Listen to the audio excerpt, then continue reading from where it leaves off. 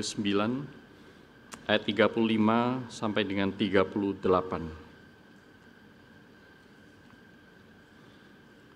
Demikian bunyi firman Tuhan. Demikianlah Yesus berkeliling ke semua kota dan desa. Ia mengajar dalam rumah-rumah ibadat dan memberitakan Injil Kerajaan Surga serta melenyapkan segala penyakit dan kelemahan. Melihat orang banyak itu, tergeraklah hati Yesus oleh belas kasihan kepada mereka, karena mereka lelah dan terlantar seperti domba yang tidak bergembala. Maka katanya kepada murid-muridnya, tuaian memang banyak, tetapi pekerja sedikit. Karena itu mintalah kepada Tuhan yang mempunyai tuaian supaya Ia mengirimkan pekerja-pekerja untuk tuaian itu. Sampai di sini bacaan firman Tuhan. Saudara, mari kita sekali lagi berdoa mohon pimpinan Tuhan. Allah Maha Pengasih, tolong kami untuk mengerti hati-Mu. Tolong kami untuk memiliki hati seperti hati-Mu. Tolong kami untuk menginginkan keinginan itu. Di dalam nama Tuhan Yesus Kristus, kami naikkan doa kami ini ya Tuhan. Amin. Saudara yang terkasih dalam Tuhan, saya minta saudara membayangkan. Saya mendapatkan ini dari Max Lucado dalam salah satu bukunya, saya pikir baik sekali. Mari kita bayangkan satu hari 24 jam Tuhan Yesus betul-betul memerintah di dalam hati kita. Apa yang akan terjadi dalam 24 jam itu? Satu hari 24 jam. Saudara bangun tetap dari ranjang yang sama. Kulkas Anda tetap kosong, kalau itu kosong, tetap kosong. Tompel Anda tidak pindah tempat. Sakit penyakit Anda tetap sama. Wajah Anda tidak berubah menjadi artis. Semuanya sama persis. Buku tabungan Anda juga tidak berubah. Anda tetap sekolah di sekolah yang sama, berada di dormitori yang sama, masih memiliki keluarga yang sama, memiliki anak yang sama, suami istri yang sama bagi yang sudah menikah. Semuanya sama kecuali satu. Hati Yesus adalah hati Anda. Coba bayangkan. Apa yang akan terjadi? Kira-kira apa yang akan Tuhan Yesus lakukan melalui kita kepada orang-orang yang kita lihat di sekitar kita. Teman satu kamar, teman kuliah, dosen, tukang sapu, security, siapapun.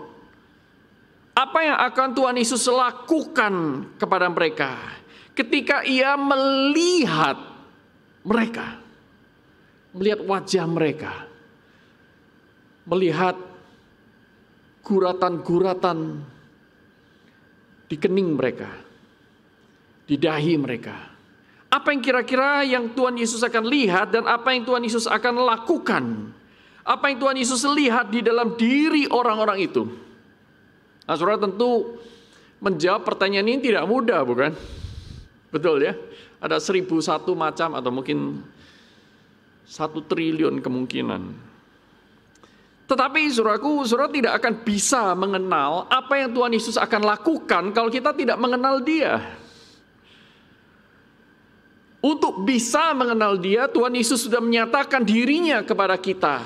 Nah saudaraku, kira-kira ada 7 tempat.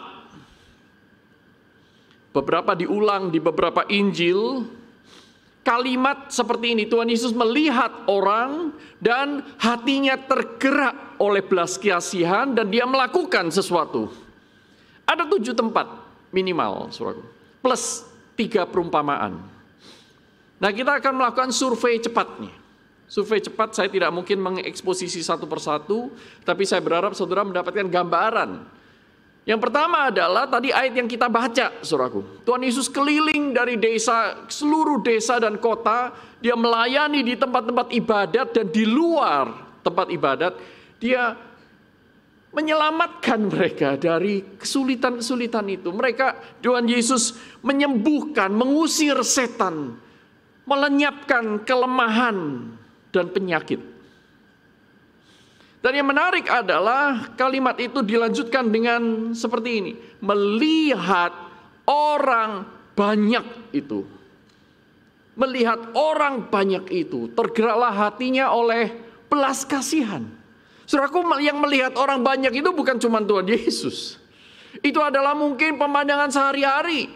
Orang Farisi melihat, orang Saduki melihat, para imam melihat, semua orang saling melihat satu dengan yang lain, tetapi hati Yesus berbeda. Ketika Tuhan Yesus melihat orang banyak itu, hatinya tergerak oleh belas kasihan. Saudaraku, kata Alkitab yang dipakai oleh hatinya tergerak oleh belas kasihan, di sini bahasa Indonesia menerjemahkan dengan beberapa kata. Hatinya tergerak oleh belas kasihan. 5 kata. Bahasa aslinya cuma 1, saudaraku. Splanchnizomai, susah ya. Saudara mungkin ingatnya siomay. Tapi ini splanchnizomai. Dari splankton, ya. Splankton itu kalau bahasa Indonesia sehari-hari itu jeroan. Hati jeroan itu, saudaraku. Nah, tergerak hati Yesus oleh belas kasihan itu artinya dia jatuh iba.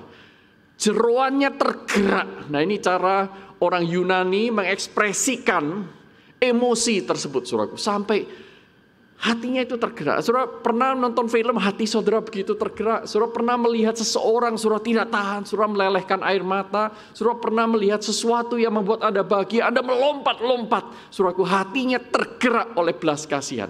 Iba. Tapi tampaknya bahasa manusia ini sangat terbatas. Nah, inilah yang dikatakan di sini bahwa hati Yesus tergerak oleh belas kasihan. Saya setuju, saudaraku, dengan terjemahan LAI ini sangat baik ya. Tergerak oleh belas kasihan, tergerak oleh iba. Pertanyaannya adalah apa yang Tuhan Yesus lihat? Orang banyak itu, iya. Mengapa orang banyak itu membuat hatinya tergerak? Karena dilanjutkan di sana, saudaraku, karena mereka lelah dan terlantar, seperti domba yang tidak bergembala. Mereka lelah dan terlantar seperti domba yang tidak bergembala, bukan masalah hanya sekadar fisik, saudaraku, tetapi Tuhan Yesus menyamakan mereka seperti domba yang tidak bergembala. Domba yang tidak bergembala tidak harus lapar, domba yang tidak bergembala tidak harus kurus. Tetapi domba yang tidak bergembala, dia pasti tidak memiliki gembala. Kalau dia tidak memiliki gembala, dia tidak memiliki security, real security, keamanan yang sejati itu. Maka domba-domba ini seperti terlantar, mereka pergi ke kiri, pergi ke kanan. Kalau menggunakan bahasa Rasul Paulus, mereka diombang-ambingkan oleh rupa-rupa angin pengajaran. Mereka begitu mudah untuk menjadi sasaran atau makanan empuk, mangsa yang empuk bagi si jahat, saudaraku. Mereka mudah sekali disesatkan. Tugas seorang gembala adalah memimpin mereka di jalan yang benar. Tugas seorang gembala adalah memimpin mereka ke air yang tenang, ke padang rumput yang hijau. Tugas seorang gembala adalah memberikan jalan kebenaran dan hidup. Nah, mereka ini seperti domba yang tidak bergembala. Saudaraku, setiap kali berbicara tentang gembala yang dikenakan kepada Mesias, saudaraku, ini adalah sebuah tugas yang diberikan oleh Allah kepada seorang raja. Seorang raja adalah seorang gembala yang memikirkan the welfare, kesejahteraan orang-orang yang dimilikinya, umat Allah itu sendiri. Nah, saudaraku, ketika Daud mengatakan Tuhan adalah gembalaku, itu artinya bahwa dia menyerahkan dirinya kepada Tuhan yang memimpin hidupnya. Nah, saudaraku, ketika Tuhan Yesus berkata, mereka ini lelah dan terlantar seperti domba yang tidak bergembala. Bukan berarti tidak ada raja, bukan berarti tidak ada pemimpin agama, tetapi mereka semua tidak melakukan fungsinya. Orang Farisi dan ahli Taurat yang seharusnya memberikan kebenaran Allah dan menuntun umat kepada Allah, mereka tidak melakukan fungsinya. Pemerintahan yang ada, mereka sedang dijajah oleh Romawi, dan orang-orang Romawi tidak memperhatikan kesejahteraan mereka. Sewaktu-waktu mereka bisa dianiaya, sewaktu-waktu mereka bisa disiksa, sewaktu-waktu mereka akan menjadi mangsa dari orang-orang yang jahanam. Dan Tuhan Yesus melihat orang-orang ini lelah dan terlantar. Ketika mereka sakit, mereka tidak tahu harus kemana. Ketika mereka membutuhkan nasihat, mereka tidak tahu siapa yang berhikmat. Mereka menjadi bulan-bulanan dari orang-orang yang mengeruk keuntungan dari diri mereka. Bukankah ini juga yang kita alami, saudaraku? Banyak sekali orang-orang mengaku sebagai hamba-hamba Tuhan. Banyak sekali orang mengaku sebagai pengayom masyarakat. Tetapi nyatanya rakyat selalu menjadi korban. Jemaat tidak semakin bertumbuh, sekalipun persembahan tidak pernah lalai diingatkan di atas mimbar. Tuhan Yesus melihat mereka lelah dan terlantar, seperti domba yang tidak bergembala. Maka hatinya tergerak oleh belas kasihan. Belas kasihan. Lalu maka katanya kepada murid-muridnya, tuaian memang banyak tetapi pekerja sedikit. Karena itu mintalah kepada Tuhan yang empunya tuaian supaya ia mengirimkan pekerja-pekerja untuk tuaian itu. Saudaraku, aneh sekali Tuhan Yesus tidak memberikan kesembuhan kepada semua orang. Dia tidak mengusir semua orang yang dirasuk setan. Dia tidak mengusir setan-setan dari semua orang yang dirasuk setan pada saat itu.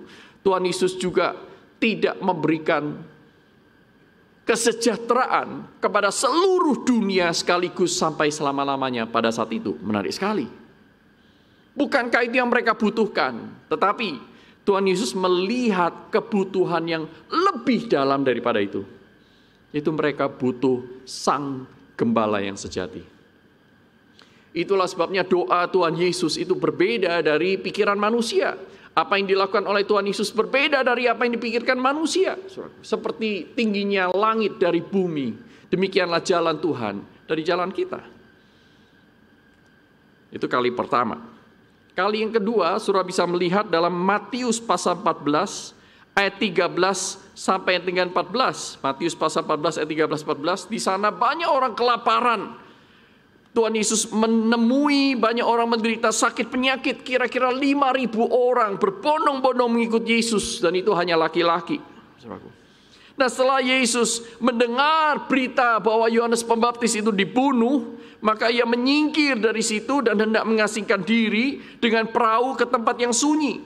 Tetapi orang banyak mendengarnya dan mengikuti dia dengan mengambil jalan darat dari kota-kota mereka.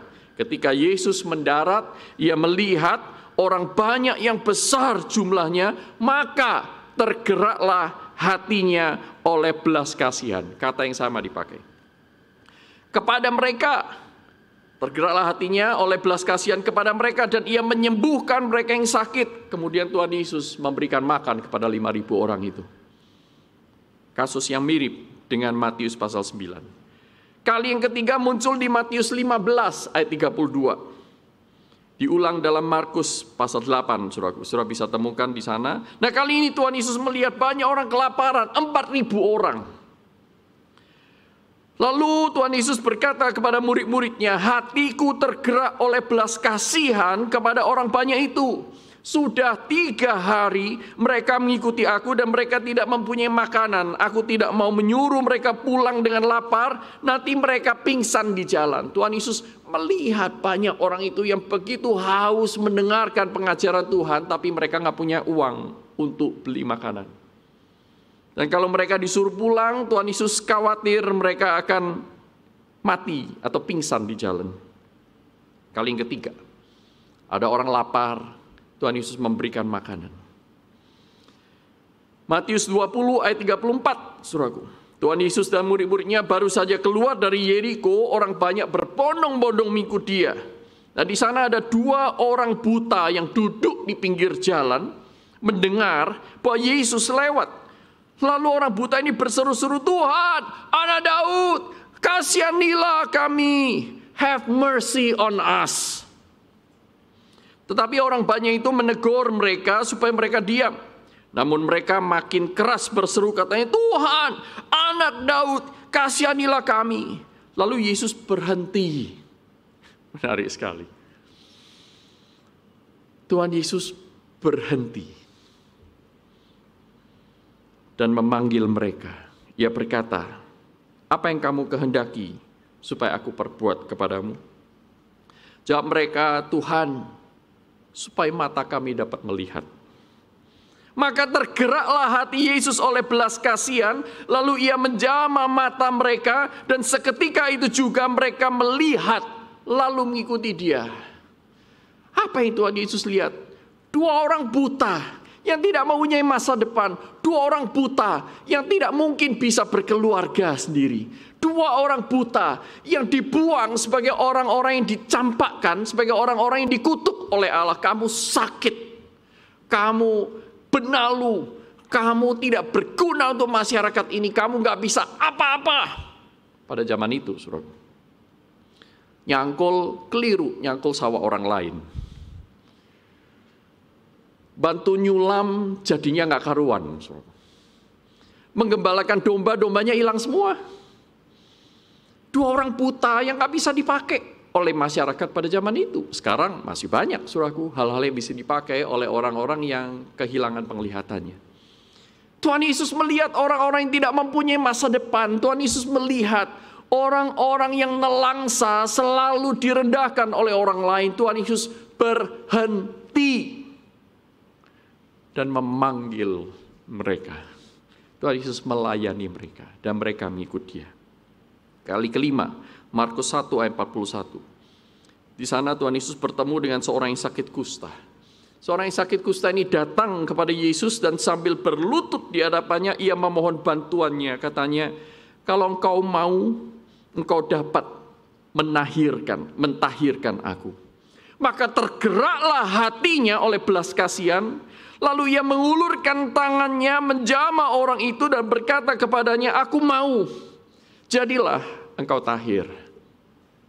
Saudaraku, apa yang dilihat oleh Tuhan Yesus? Tuhan Yesus melihat seorang yang sakit kusta, mirip dengan orang yang buta ini, saudaraku, tetapi orang yang sakit kusta ini lebih parah lagi. Tidak boleh ada orang yang mendekati orang yang sakit kusta. Bahkan kalau towel sedikit kulitnya, saudara mempunyai ritual untuk membersihkan diri.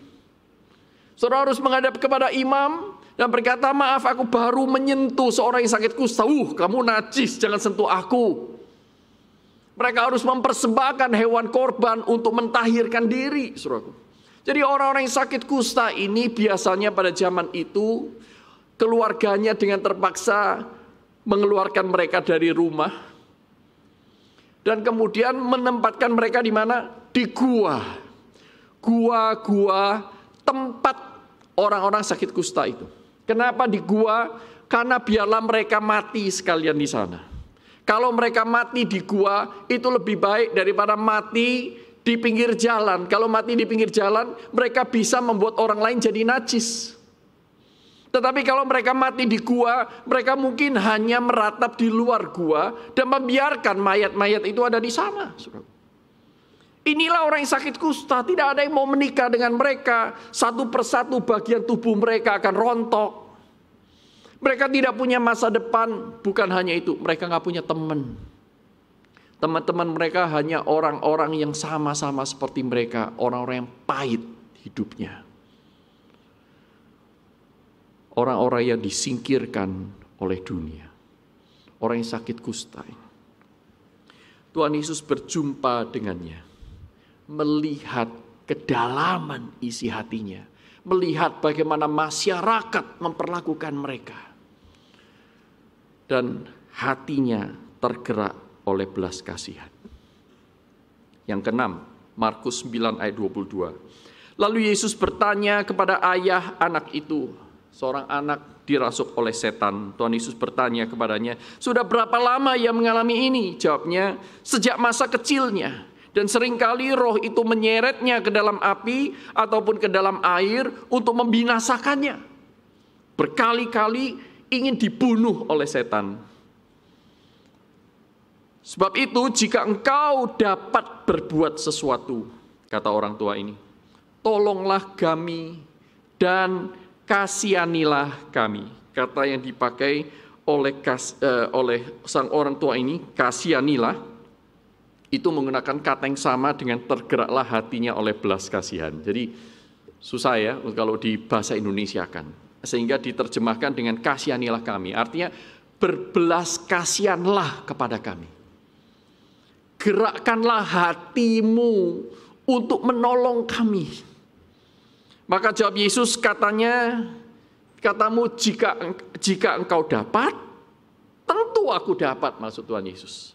Tetapi Tuhan Yesus tidak mempertanyakan jika aku berbelas kasihan karena aku sudah berbelas kasihan kepadamu. Tidak ada yang mustahil bagi orang yang percaya. Segera ayah anak itu berteriak, aku percaya, tolonglah aku yang tidak percaya ini. Dan Tuhan Yesus mengusir setan darinya. Sama dengan orang yang sakit kusta, sama dengan orang yang buta, saudaraku. Tidak ada seorang pun di antara kita mau menikah dengan orang yang punya sejarah dirasuk setan. Mungkin beberapa di antara saudara memiliki kelemahan menyumbang uang untuk para pengabdi setan itu. Dengan menonton filmnya misalnya. Menambah ratingnya menjadi terkenal, setan menjadi lebih terkenal daripada Tuhan Yesus. Saudara sulit untuk memberitakan Injil, tetapi begitu mudah memberikan uang untuk lawan. Saudara, siapa di antara saudara ingin pacaran dengan seorang yang mempunyai sejarah dirasuk setan? Bahkan sedang dirasuk setan. Aku itu ganteng ya, aku bisa melakukan banyak hal ya, kemampuanku itu banyak, IQ-ku tinggi, prestasiku tidak perlu diragukan lagi, olahraga aku hebat sekali. Aku kalau mau dibilang kelemahan cuma satu, kadang-kadang aku kumat.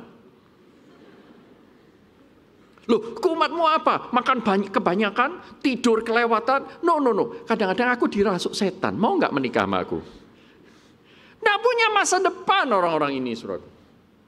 Tidak punya masa depan. Orang tuanya menangis, selalu berpikir bagaimana kalau nanti aku mati, siapa yang jaga anakku? Tidak ada yang mau merawat mereka, tidak ada yang mau mengamati anak ini, menjaga dia supaya tidak terbunuh waktu dia digotong oleh setan pergi ke api, diceburkan ke sungai, ditenggelamin di sana. Siapa yang akan menolong anakku ini? Hati Yesus tergerak oleh belas kasihan.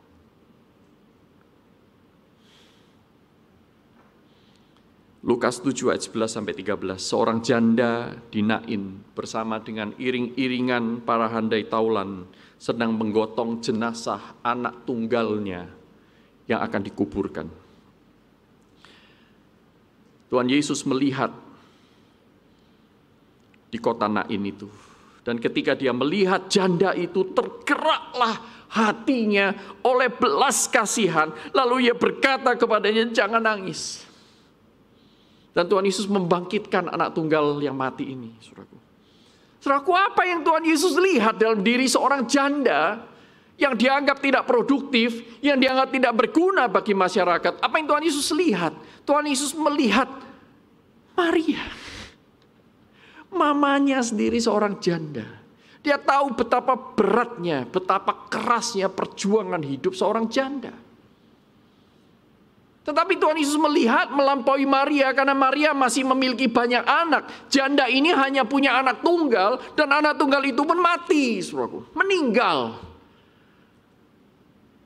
Apa yang akan dilakukan oleh janda ini setelah ditinggal oleh sang anak satu-satunya?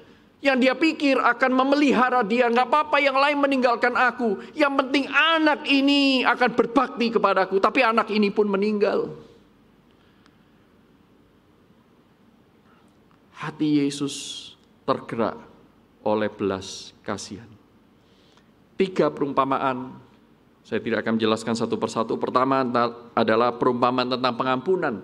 Saudara masih ingat seorang hamba yang berhutang 10.000 talenta dan sang raja melihat dia dan tergerak hatinya oleh belas kasihan. Maka dia menghapuskan hutang sang hamba dengan 10.000 talenta itu. Lukas 10 ayat 25 sampai 37 berbicara tentang seorang Samaria yang baik hati. Saudara masih ingat perumpamaan itu? Menarik sekali di bagian ini karena seorang Lewi lewat melihat orang yang terkapar itu dan mengambil jalan di seberang jalan. Seorang Farisi melihat orang yang terkapar itu dan menghindari. Tetapi seorang Samaria melihat orang itu, melihat objek yang sama, namun dikatakan tergeraklah hatinya oleh belas kasihan. Melihat objek yang sama, hatinya berbeda. Objeknya sama, tetapi cara melihat dan apa yang dilihat itu berbeda. Yang terakhir dari Lukas 15 ayat 11 sampai 32, perumpamaan tentang anak yang hilang, saudaraku. Ketika anak ini memutuskan untuk kembali ke rumah bapaknya, dia dikatakan came to himself. Dia menyadari keadaannya, maka bangkitlah ia dan pergi kepada bapaknya. Ketika ia masih jauh, ayahnya telah melihatnya, lalu tergeraklah hatinya oleh belas kasihan. Apa yang dilihat oleh sang ayah ketika anaknya pulang? Apa yang dilihat oleh sang anak sulung ketika melihat adiknya pulang? Apa yang dilihat oleh para pegawai itu ketika melihat bos kecilnya pulang? Tetapi apa yang dilihat oleh ayahnya ketika melihat anak ini pulang? Berbeda sekali. Tergeraklah hatinya oleh belas kasihan. Sudah, tidak usah banyak omong. Coba berikan cincin, berikan kasut, berikan pakaian yang layak. Anak ini mungkin sudah setengah telanjang, tidak pernah mandi beberapa hari, tidak pernah shaving, saudaraku. Tampangnya awut-awutan, lebih rendah daripada orang rendahan. Tetapi hatinya tergerak oleh belas kasihan. Saudaraku, 3 perumpamaan ini di mana kata tergerak hatinya oleh belas kasihan, ini juga bisa kita kenakan sebagai kepada pribadi yang ilahi, saudaraku. Karena tidak semua orang seperti itu. Kita bahkan bisa mengatakan bahwa itu semua merujuk kepada Tuhan Yesus. Inilah yang dilakukan oleh Tuhan Yesus. Hatinya tergerak oleh belas kasihan. Nah, saudaraku, pertanyaannya kembali.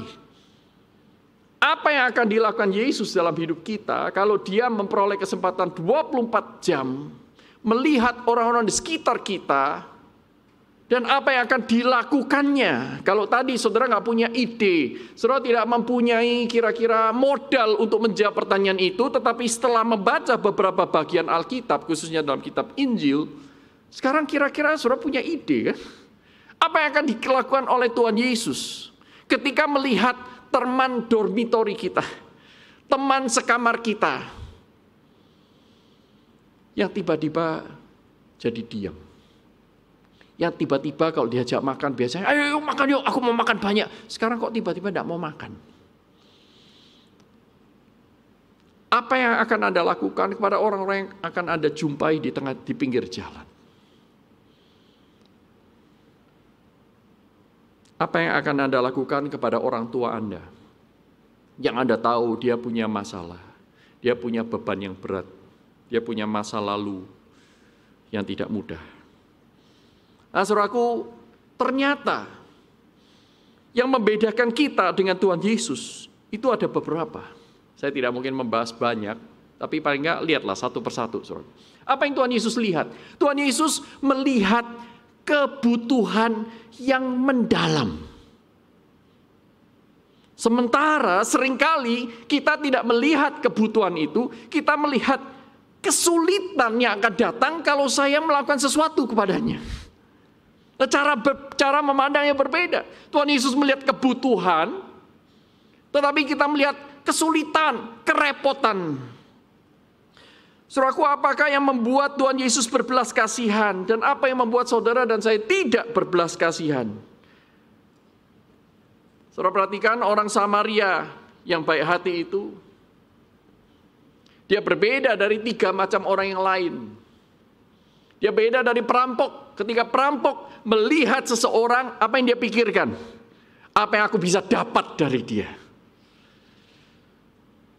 Ketika Imam dan Lewi itu datang, melihat orang yang sama, apa yang ada dalam pikiran mereka? Mereka pikir, jangan-jangan ini perampok yang menyamar jadi korban. Begitu aku datang, dia akan menyergap aku dan merampok aku. Lebih baik aku cari aman saja. Atau mungkin mereka berpikir, aku ini baru keluar dari Yerusalem, aku baru saja melakukan ritual-ritual pembersihan. Dan kalau ternyata orang yang aku lihat ini adalah orang yang mati, berarti aku najis lagi, aku harus kembali lagi, dan itu ritualnya panjang. Bahkan harus tunggu sampai matahari terbenam. Dan aku harus mengeluarkan uang lagi untuk korban. Aku kehabisan waktu, kehabisan dana, kehabisan emosi. Dan aku tidak tahu apa yang akan terjadi, saudaraku. Yang dia pikirkan adalah repot. Bukankah itu gambaran dari kita? Tetapi beda sekali dengan yang dilakukan oleh Tuhan Yesus. Tuhan Yesus melihat saudara dan saya orang-orang yang tidak menghargai Allah. Tuhan Yesus melihat kita ini seperti domba yang tidak bergembala. Domba yang tidak bergembala itu ada 2 macam. Ada domba yang memang ditinggalkan oleh gembalanya, atau ada domba yang suka melarikan diri dari hadapan gembalanya. Dua-duanya itu hilang. Saudara, zaman sekarang ini banyak orang posting di Instagram, mereka sedang jalan-jalan. Jalan-jalan ke tempat-tempat yang eksotis, ke kafe-kafe yang instagramable. Pertanyaannya adalah, mereka itu domba yang healing atau domba yang hilang? Whatever it is. Tetapi Tuhan Yesus melihat saudara dan saya. Tuhan Yesus tahu saudara dan saya adalah domba-domba itu. Seperti domba-domba itu. Saudara tahu domba kan ya? Domba itu binatang yang nggak punya defense system. Domba yang nggak punya alat perlindungan diri. Saudaraku. Lari nggak kenceng. Saudaraku. Mau nanduk, tanduknya kecil. Bahkan kalau dari jauh kelihatan so cute. Nggak garang seperti banteng, matanya merah, tanduknya besar. No, saudaraku. Nah, ini sangat lemah. Dan Tuhan Yesus melihat kita seperti itu, gampang diombang-ambingkan oleh rupa-rupa pengajaran. Pilih gereja yang penting, yang bisa menyenangkan aku. Gereja yang bisa memberikan aku rasa nyaman. Padahal gereja-gereja seperti itu seringkali tidak memberitakan kebenaran. Tuhan Yesus tahu kerentanan kita. Apa yang dia lakukan? Dia turun dari singgasananya. Tidak menganggap kesetaraan dengan Bapa sebagai hal yang harus dipertahankan. Dia menjadi manusia, mengambil rupa seorang hamba, taat sampai mati di kayu salib. Untuk apa? Supaya saudara dan saya menjadi domba gembalaannya, bukan domba yang terlantar. Tuhan ini melihat kebutuhan, bukan kerepotan. Itulah sebabnya tidak mengherankan Tuhan Yesus menolong manusia berdosa menghindar. Tuhan Yesus berani mengambil risiko ketika sesama mencari aman dan tidak mau rugi. Yang kedua, saudara, apa yang Tuhan Yesus lihat? Tuhan Yesus melihat kesempatan untuk menyatakan Injil Kerajaan Allah, kesempatan untuk menyatakan kasih. Dan bukan kesempatan untuk meraih prestasi. Apa ini artinya? Saudara, memang dalam kasus-kasus belas kasihan yang kita baca tadi dalam 7 tempat itu, saudaraku, menyatakan kuasa Allah atas sakit penyakit, atas alam, atas roh-roh jahat, dan atas penderitaan dunia. Namun yang menjadi motivasinya adalah menggenapi apa yang menjadi kehendak Allah dan menyatakan kehadiran kerajaan Allah. Kalau saudara berkata, bagaimana mungkin saya bisa bertindak seperti Tuhan Yesus? Saya tidak bisa menyembuhkan orang. Well, tidak seperti Tuhan Yesus menyembuhkan tentunya. Saya tidak bisa mengusir setan, saya tidak pernah tahu bagaimana caranya, bahkan kalau ketemu saya akan lari tunggang langgang. Dan saya tidak ingin memiliki savior syndrome untuk menyelamatkan seluruh dunia, apalagi mengangkat penderitaan seluruh dunia. Saudara, Tuhan tidak ingin saudara menjadi Tuhan Yesus. Yang Tuhan ingin adalah saudara menjadi seperti Tuhan Yesus. Itulah sebabnya dalam Matius pasal 9 yang tadi kita baca, Tuhan Yesus itu berdoa, mengajak para muridnya, mari kita berdoa. Bukan untuk mendatangkan banyak Yesus ke dunia ini, bukan. Tapi dia berdoa, dia mengajak para muridnya berdoa supaya Sang Bapa itu mengirimkan pekerja-pekerja yang banyak. Kenapa pekerja banyak? Karena sebagai pekerja yang banyak ini, mereka sebagai satu kesatuan, mereka akan mewakili Tuhan Yesus. Satu persatu masing-masing pribadi tidak bisa menjadi Yesus. Tetapi bersama mereka menjadi tubuh Yesus, tubuh Kristus.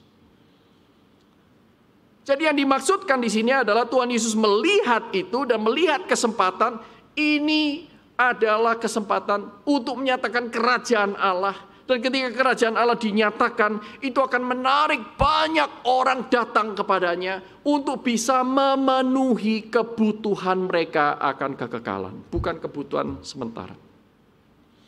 Saudaraku, yang dibutuhkan oleh mereka bukan makanan. Kalau makanan, Tuhan Yesus akan datang sebagai chef. Yang dibutuhkan mereka itu bukan uang atau bukan masalah ekonomi.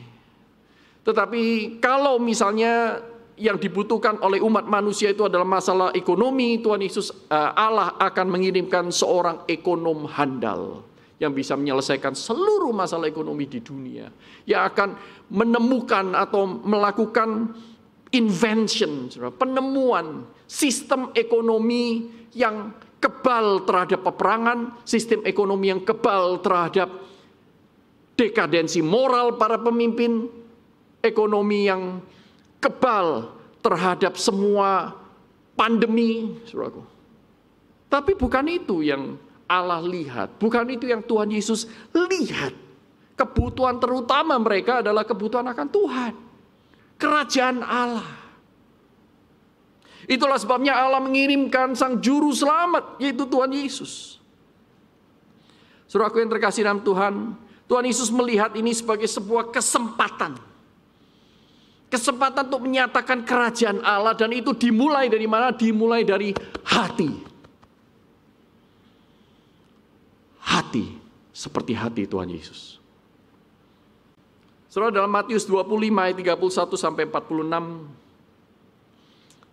saudara di sana saudara melihat sebuah perumpamaan Tuhan Yesus akan akhir zaman, bahwa semua orang akan menghadap tahta anak domba itu. Dan mereka akan dipisahkan. Seperti seorang gembala memisahkan kambing dari domba, maka Allah akan memisahkan mereka dari orang yang bijak, orang yang berkenan kepadanya, orang yang percaya, murid Kristus dengan orang-orang yang bukan. Kemudian bagaimana Tuhan Yesus memisahkannya? Bagaimana Tuhan Yesus mengajarkan di sana? Allah akan memisahkan mereka berdasarkan apa? Berdasarkan perbuatan ternyata. Pada saat aku lapar, kau memberikan aku makan. Pada saat aku haus, kau memberikan aku minum. Pada saat aku telanjang, kau memberikan aku pakaian. Pada saat aku orang asing, kau menerima aku, memberikan aku tumpangan. Pada saat aku di penjara, engkau menjenguk aku. Tetapi orang-orang yang tidak mengenal Yesus, tidak memiliki hati Yesus, apa yang mereka lakukan? Mereka bilang, Tuhan, kapan kamu lapar, aku tidak kasih makan. Kalau aku tahu itu engkau, pastilah. Jangan cuma 1-2 ronde makanan, Tuhan. Aku bisa jamin dengan seluruh uangku habis pun, aku akan mentraktir engkau seumur hidupku. Kalau aku tahu itu engkau. Nah, saudaraku, di sini kita melihat ada perbedaan motif. Kalau yang satu itu betul-betul dari hati yang sudah diubahkan. Tidak ada motif yang lain selain mengasihi. Seperti Allah mengasihi kita, saudaraku, bukan karena kita berharga, tetapi karena Allah adalah kasih. Maka orang-orang seperti ini adalah orang-orang yang memiliki hati seperti Kristus. Orang yang melihat kebutuhan orang lain dan hatinya tergerak oleh belas kasihan. Tetapi orang macam kedua, golongan kambing ini, saudaraku, mereka selalu mencari prestasi, cari muka di hadapan Tuhan. Tuhan, kalau kami tahu itu Engkau, seperti gereja-gereja itu Tuhan ya. Aku datang ke gereja, aku selalu beri persembahan. Tetapi memberi persembahan dengan motif apa? Bukan untuk misi, bukan untuk kasih, tetapi semata-mata untuk diri.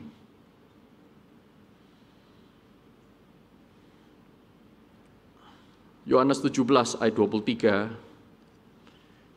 merekam doa Tuhan Yesus.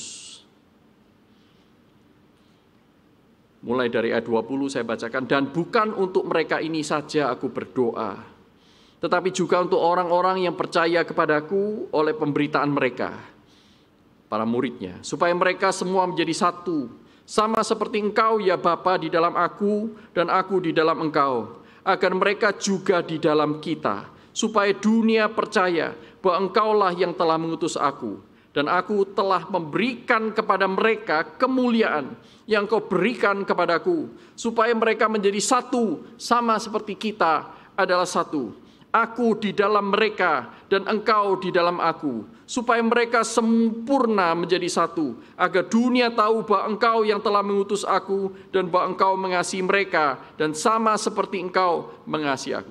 Saudaraku, dikatakan aku di dalam mereka, Engkau di dalam aku. Jadi, saudaraku, ini yang Tuhan Yesus kehendaki, pekerja-pekerja yang seperti ini, pekerja-pekerja yang memberi ruang bagi Allah untuk bersemayam. 2 minggu yang lalu kita belajar tentang hal ini, bagaimana Tuhan Yesus menganggap diri kita itu at home, rumahnya sendiri, bukan tamu, bukan undangan sementara. Saudaraku, Tuhan ingin saudara dan saya menjadi pekerja-pekerja itu. Pekerja-pekerja yang memiliki hati seperti Tuhan Yesus. Yang hatinya tergerak oleh belas kasihan, melihat kebutuhan, dan melihat kesempatan untuk menyatakan kerajaan Allah, karena inilah yang paling dibutuhkan oleh dunia. 1 Yohanes 3 ayat 16 sampai 18. Memberikan kepada kita gambaran mengenai karakter murid-murid Kristus yang bertumbuh, yang memiliki hati seperti Kristus. Ayat 16 berkata, demikianlah kita ketahui kasih Kristus, yaitu bahwa Ia telah menyerahkan nyawanya untuk kita, jadi kita pun wajib menyerahkan nyawa kita untuk saudara-saudara kita. Barang siapa mempunyai harta duniawi dan melihat saudaranya menderita kekurangan tetapi menutup pintu hatinya terhadap saudaranya itu, perhatikan di sana, menutup pintu hatinya. Ada kualitas hati yang berbeda di sana. Kasih Allah, bagaimanakah kasih Allah dapat tetap di dalam dirinya? Anak-anakku, marilah kita mengasihi bukan dengan perkataan atau dengan lidah, tetapi dengan perbuatan dan dalam kebenaran. Kita tidak mungkin memiliki hati seperti Kristus kalau kita belum menerima Kristus. Kita tidak mungkin memiliki hati yang penuh dengan belas kasihan kalau saudara belum dipenuhi oleh belas kasihan Allah. Kalau saudara belum menerima belas kasihan Allah, saudara masih gak ngerti apa artinya diselamatkan, apa artinya orang berdosa mendapatkan second chance hidup yang kekal itu. Saudara, bayangkan satu hari 24 jam. Semua tidak berubah, hanya satu yang beda. Hati Kristus menjadi hati kita. Makanan yang kita makan ada makanan yang sama, kita bangun dengan tubuh yang sama, tompel kita tidak pindah tempat, penyakit-penyakit kita masih sama, kita masih bertemu dengan orang-orang membosankan yang sama, orang-orang yang menjengkelkan yang sama, kita bertemu dengan orang tua kita yang sama, buku tabungan kita tidak berubah, kita berjumpa dengan dosen-dosen yang sama, berada di universitas yang sama, semuanya sama. Cuma satu yang beda. hati Kristus memerintah hati kita. Maka pertanyaannya adalah, kira-kira apa yang akan dialami oleh orang-orang di sekeliling kita? Kira-kira apa yang akan mereka alami?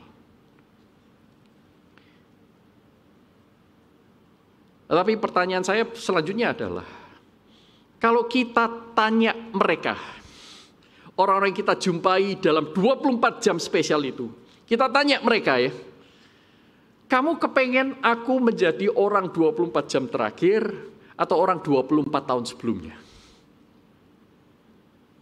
Mari kita tanya kepada mereka. Bayangkan. Pak, apakah engkau ingin aku menjadi orang pribadi seperti 24 jam terakhir ini? Atau seperti 19 tahun sebelumnya? Ma, Kak, Dek, siapapun, orang-orang sekeliling, coba tanya mereka, kira-kira jawaban mereka apa? Jangan seperti yang 24 jam terakhir menjijikkan. Begitu? Saya yakin enggak. Mereka bilang, kamu so heavenly, angelic. Seperti malaikat 24 jam terakhir. Kalau bisa kamu seperti itu terus. Kira-kira begitu ya. Saudara setuju dengan saya? Pertanyaan saya berikutnya untuk menutup khotbah ini. Saudara ingin menjadi seperti yang mana? Seperti 24 jam terakhir yang menjadi berkat bagi banyak orang di sekitar Anda? Atau Anda memilih menjadi orang yang cari aman,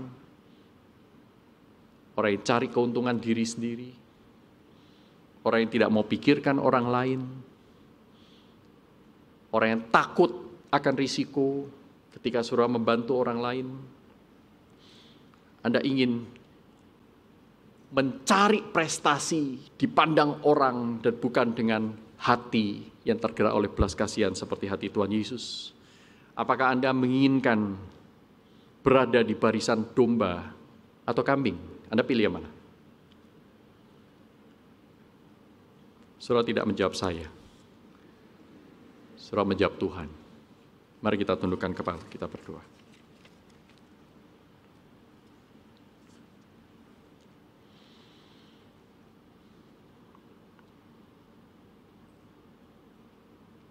Tuhan, ini kami, anak-anak-Mu. Bagi kami yang belum sungguh-sungguh menerima belas kasihan dan keselamatan dari-Mu, Tuhan, selamatkan kami. Kami ingin mengenal-Mu lebih lagi.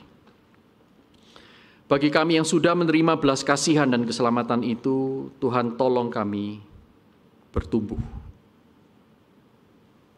Tolong kami memiliki hati yang semakin hari diubah menjadi semakin menyerupa hati Kristus, yang begitu mudah tergerak oleh belas kasihan dan melihat kebutuhan yang terdalam dari orang-orang sekitar kami. Tentu Tuhan bukan menjadi orang-orang yang bodoh dan memberi diri dimanipulasi, tetapi selalu mencari kehendak Tuhan dan melakukan kehendak Tuhan seperti makanan yang kami butuhkan siang dan malam. Tolong kami memiliki hati seperti hati Kristus, hati yang mengasihi sesama. Di dalam nama Tuhan Yesus Kristus kami naikkan doa kami. Semua yang percaya katakan amin. Tuhan memberkati kita semua.